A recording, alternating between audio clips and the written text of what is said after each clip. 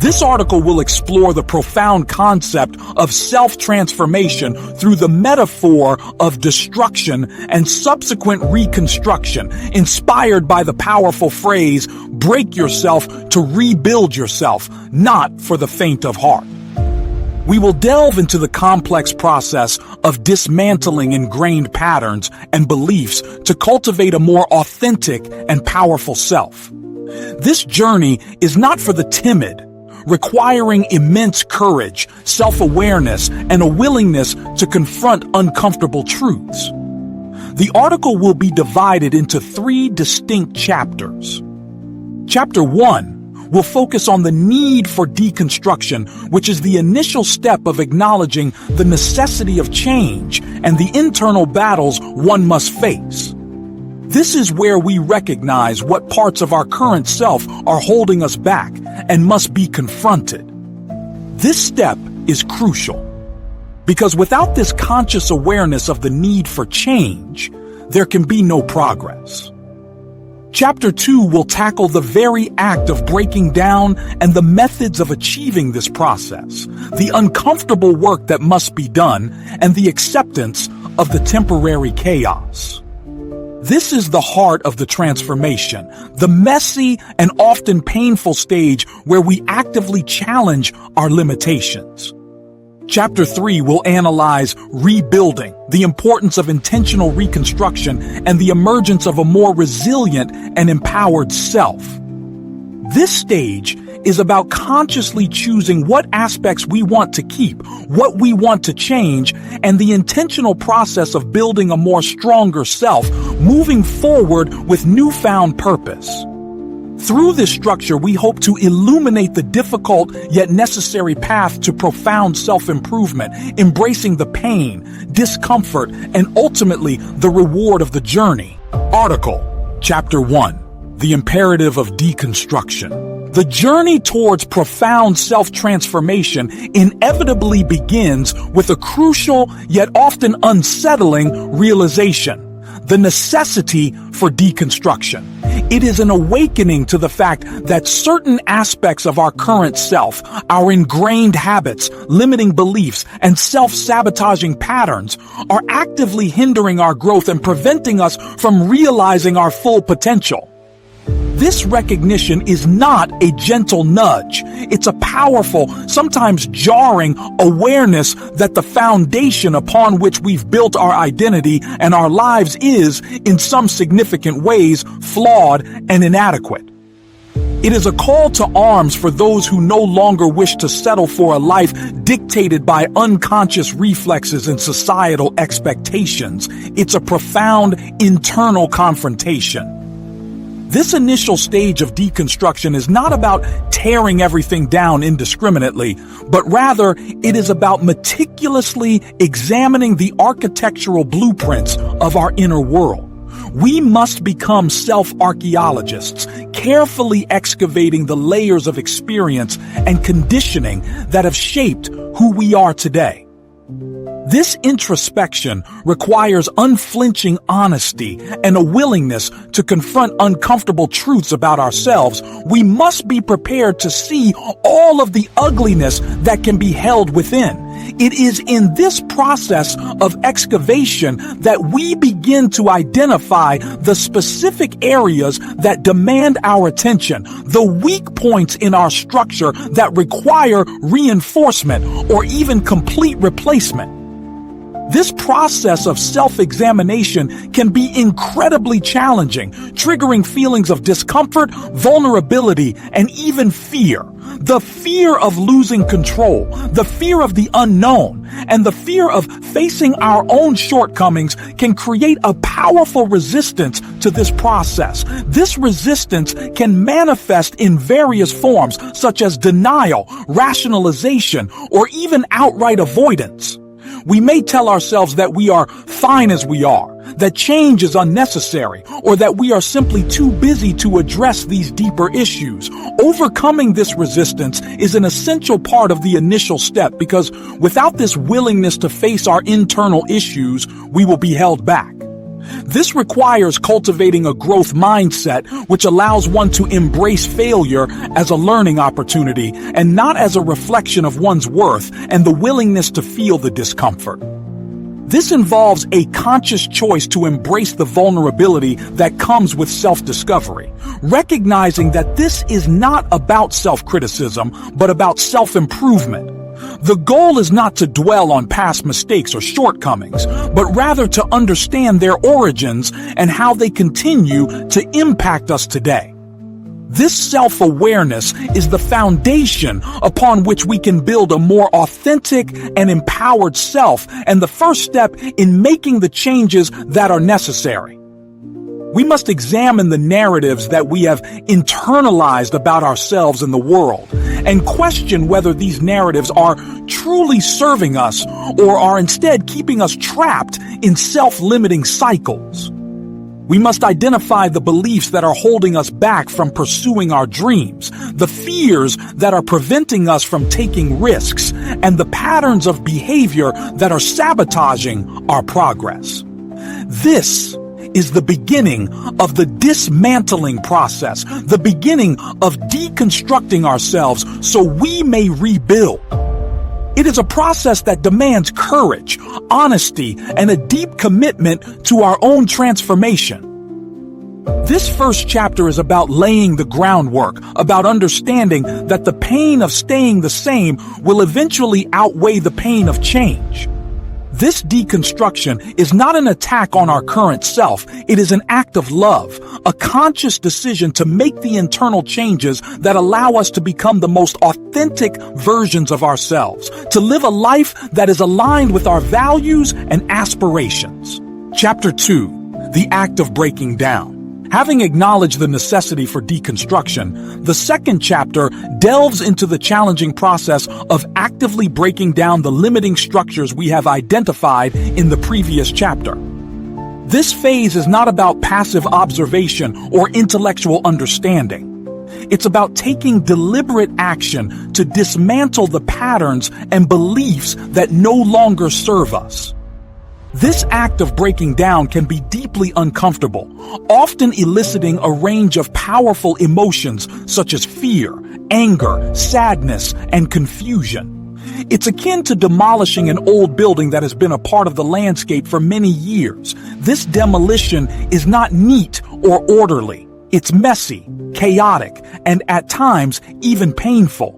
Similarly, the dismantling of our deeply ingrained habits and beliefs can be a tumultuous process, exposing raw emotions and vulnerabilities that we have previously kept hidden. It can feel like the entire structure of your life is collapsing around you and falling into chaos.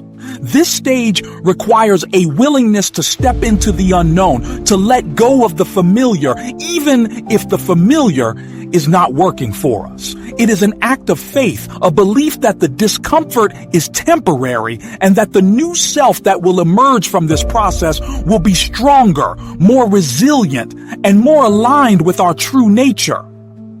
The methods for breaking down limiting patterns are varied and depend on the individual and the specific challenges they face. It may involve confronting deep-seated fears, letting go of toxic relationships, challenging ingrained beliefs and habits, or embracing vulnerability and imperfection. This could mean facing difficult conversations, changing jobs, or making major life changes. The choices will vary greatly from person to person and will depend on the individual circumstance of each person's life. It requires a conscious effort to disrupt the automatic patterns that have been running our lives on autopilot. This can be an uncomfortable and at times a painful process because we are confronting long-term habits. It may involve journaling, mindfulness practices, meditation, therapy, or simply spending time in introspection. The common thread across all of these techniques is that they involve a conscious effort to disrupt our patterns and to create space for new ones to emerge. This step of intentional demolition requires consistent effort, and there will be moments of doubt, moments when you may feel like giving up.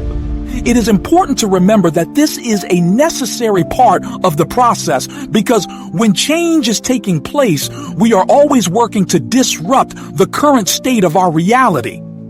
During the demolition, it is important to be self-compassionate because at this time, we are most vulnerable. The world might seem like it is falling apart and that this change is not worth the pain.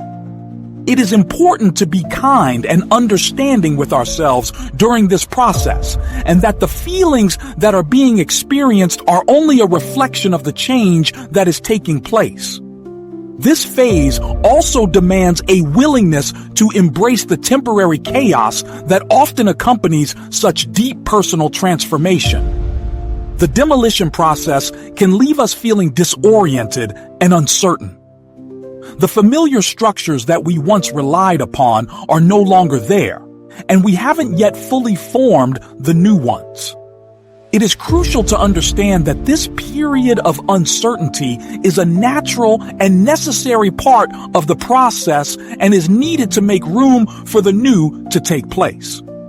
It is in the space of this chaos that we are given the opportunity to reflect on what we want to build and what is going to be created. It is in the breakdown of our existing structure that we find the building blocks for our new structure and the opportunity to make better choices.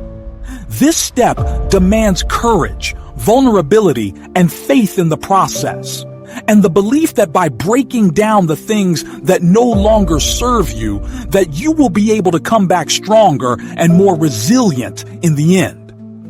The very nature of rebuilding means that the old must be deconstructed in its entirety. The demolition process might feel like a failure, but it is in fact a success, an opportunity for true and authentic change. Chapter 3: The Art of Intentional Reconstruction. Having navigated the turbulent waters of deconstruction, the third chapter focuses on the art of intentional reconstruction, where we actively participate in the formation of our new selves. This is not simply about patching up the old, it is about carefully crafting a new structure based on the insights gained from the deconstruction process. This phase requires a conscious and deliberate approach to building a life that is aligned with our values, aspirations, and authentic selves. And all of this is based on the experiences we have had during the deconstruction phase of our transformation. This reconstruction phase is about moving from a state of reactive living, dictated by unconscious patterns and external influences, to a state of proactive creation, where we consciously choose the narratives that define us, the relationships that nourish us, and the actions that shape our lives. It is an act of empowerment and liberation, a rejection of the old self and the embracing of the new self. This stage requires the careful consideration of what elements we want to keep from our old lives and what elements must be discarded.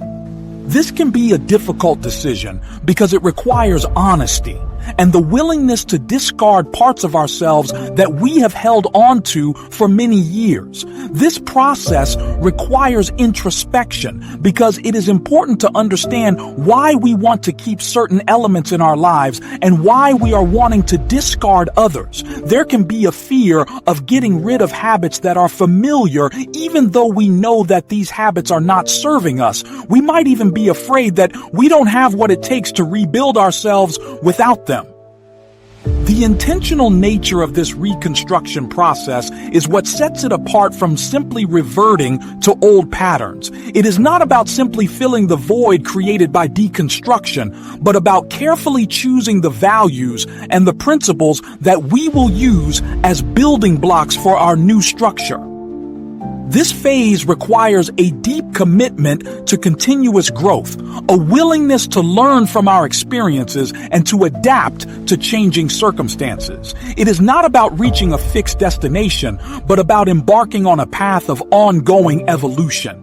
We must be open to learning new skills, new perspectives, and new ways of thinking.